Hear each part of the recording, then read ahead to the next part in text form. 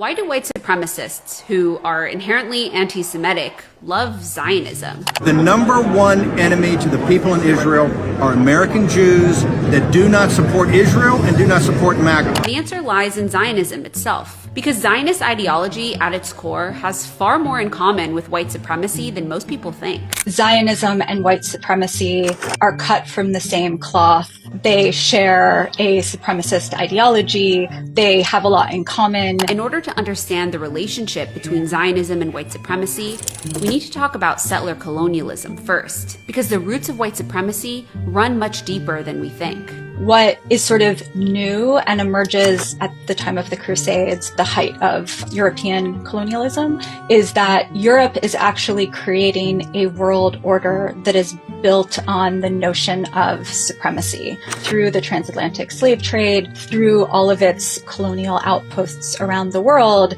This hierarchy of humanity is being created. And so white supremacy emerges because of this world ordering. In the early days of colonization, European settlers needed a justification for the genocide, displacement, and enslavement of indigenous peoples. White supremacy gave them that. Whiteness wasn't just about skin color, it was a tool of power. It defined who could own land, access the law, and who could just be fully human. The civilized and the uncivilized, the savage and the barbaric, with white Europeans at the top. Religion, race science, and capitalism reinforced and legitimized white supremacy. So if settler colonialism was the goal, and white supremacy the ideology that justified it, what does that have to do with Zionism? Well, everything.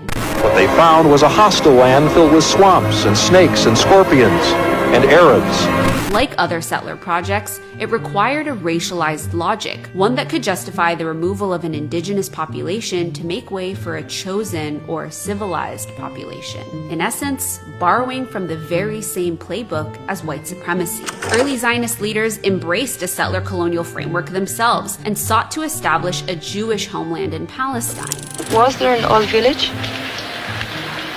Well, that's what I was told.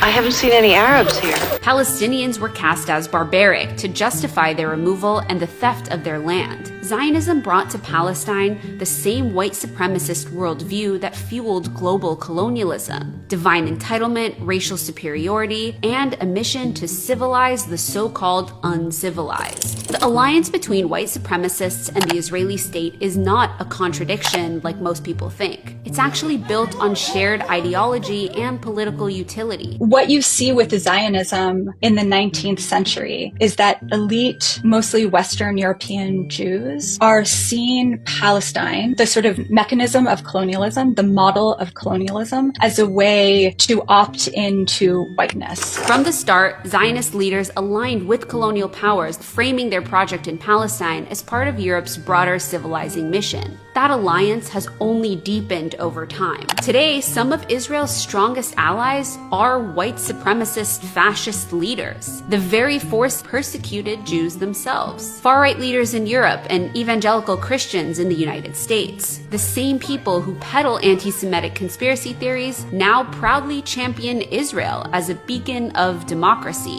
the only democracy in the Middle East. While on the global stage, Israel brands itself as Western, white, and civilized, a bulwark of modernity in a so-called backward region. Zionist organizations like the ADL, which claim to fight anti-Semitism, actively shield these white supremacist figures from criticism, so long as they support Israel. For Israel and its supporters, the message is clear. White supremacy and anti-Semitism are actually okay and excusable, as long as the people perpetrating those things support Zionism.